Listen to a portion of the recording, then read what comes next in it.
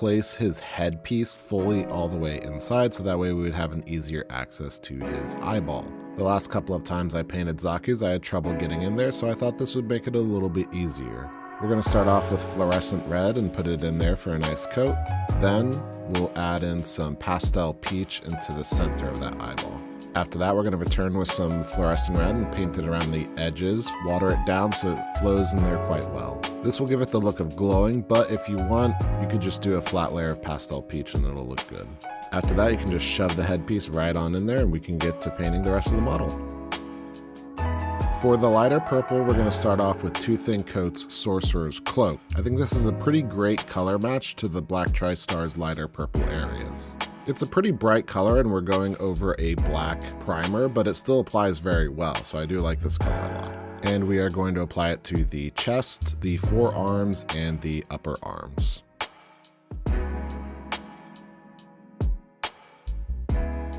At this stage, I started with the dark blue, but honestly, I did not like the color that I chose, so I'm going to be skipping over this and we're going to be repainting that dark blue towards the end of the video.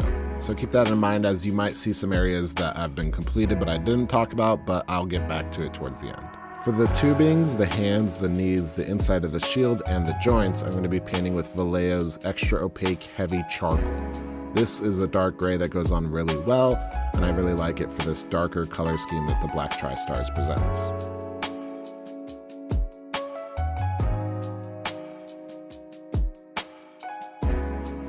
I'm then going to be shading our light purple, and for that we're going to be using Citadel's Luxian Purple, which is a contrast color, and we're going to be thinning that with some medium.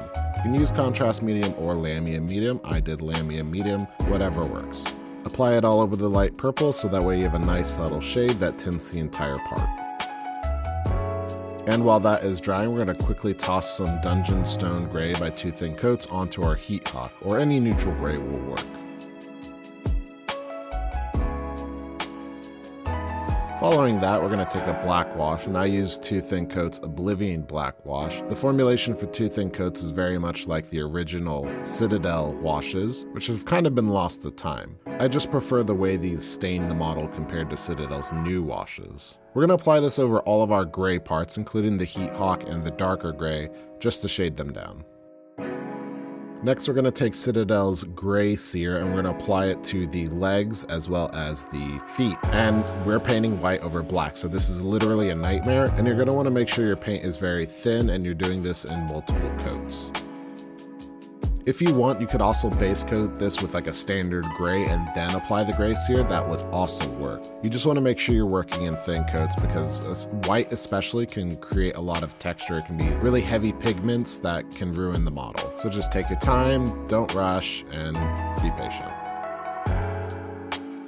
We're going to go back to that light purple and we're going to start highlighting it by mixing our Sorcerer's Cloak with Two Thin Coats Runic Purple. This will be a slight brightness increase that you can do chunkier highlights with.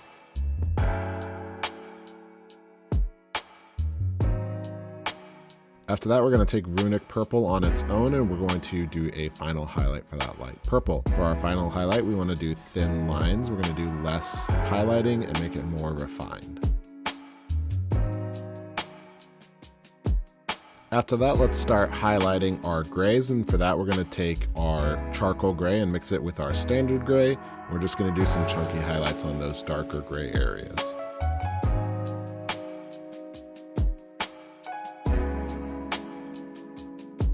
And then to finish those darker grays up, we're just going to take our pure standard gray and do some thin highlighting with that. Occasionally you'll make some lines that are heavier than you want. You can always just go back and fix them. Don't worry about making mistakes, they're all fixable. We're then going to move on to the Heat Hawk and highlight it with our standard gray mixed with Two Thin Coats Wizard Gray.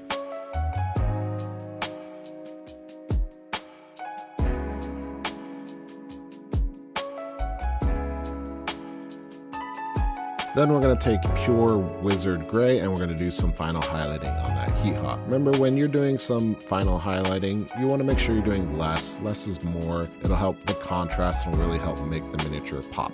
Additionally, if you feel like you've gotten too bright, feel free to add a black wash again. Wash it back down, use your darker grays, fix it. Next, we're going to start with our Heat Hawk, and let me tell you, this thing was also a nightmare. I started with 2 thin coats Apocalypse Sky. I thought it was a dark enough color that it would go over the black well. It did not. But regardless, I tried to push forward with it, and this is definitely a lesson learned. As you'll see as I go throughout this orange, I keep trying and it doesn't really work. And I move on to a brighter orange after doing some coats of that darker orange, and it still doesn't really work. That orange is orange flare, by the way. Until eventually I just go, oh, wait a minute. And I remembered the sponge, and it's such a great tool for applying that brighter color to a darker primer, and I'm honestly ashamed that I didn't use it in the first place. So we switch over to the sponge and apply that orange flare, and it works out pretty well.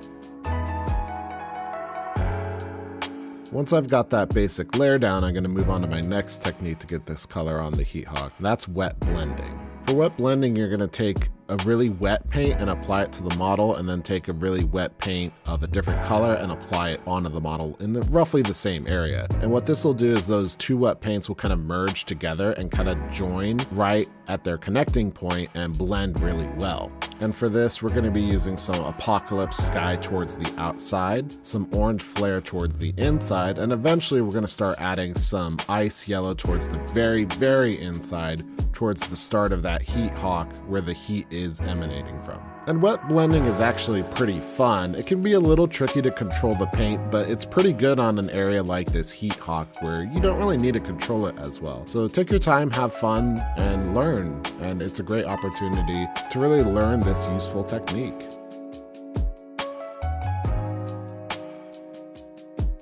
Once we're done with the blade, we're going to take some thinned Apocalypse Sky and apply it on the gray of the Heat Hawk. And that's to give it a little bit of a OSL effect. I'm not a huge fan of OSL, but a little bit can help sell the look.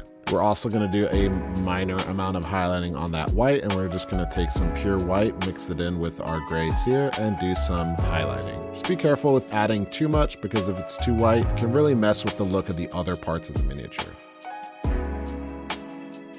Alright, and now I'm going to redo that blue, and I'm just going to paint right over it with 2 thin coats Abyss Blue. And this kind of shows you that if you make mistakes, you can fix them. It's not the end of the world. And I'm just applying it right over my paint, keeping it thin so I don't build up texture from heavy layers. And to highlight that blue, I'm just going to very simply add a very small amount of ice yellow into it and start doing some chunky highlights. It does have to be a very small amount because you don't want to go too bright.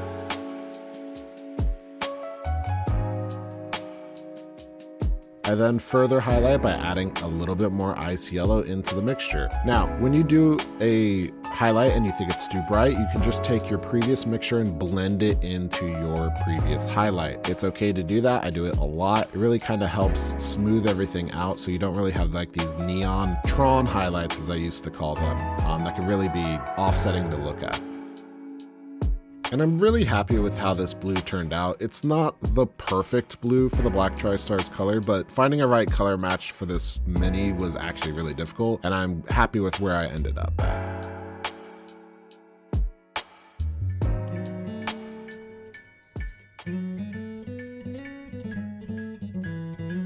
And that's another Zaku II completed. And I super duper love Zaku's. I love all Zeon designs, so expect to see a lot more Zeon mobile suits for Gundam Assemble as they come out. I plan on doing a ton of them. I plan on doing a ton of Gundam Assemble in general, but I want to do a lot of ace colors like Shin Matsunaga, Johnny Ridden, Anabel Gato, all those kind of fun color schemes. I want to do them. So expect some more content. I've got 3 more Zakus that'll eventually get done. I'm excited for them. Hopefully you are also excited for them. Hopefully you very much enjoyed this video. If you did, like, subscribe, leave a comment. I super appreciate all of you watching. It's super great that I can do this as a fun hobby, and I really enjoy it. And I hope you enjoy it too. And if you do, I will catch you in the next one. And if you don't, well, poop on you because you are smelly.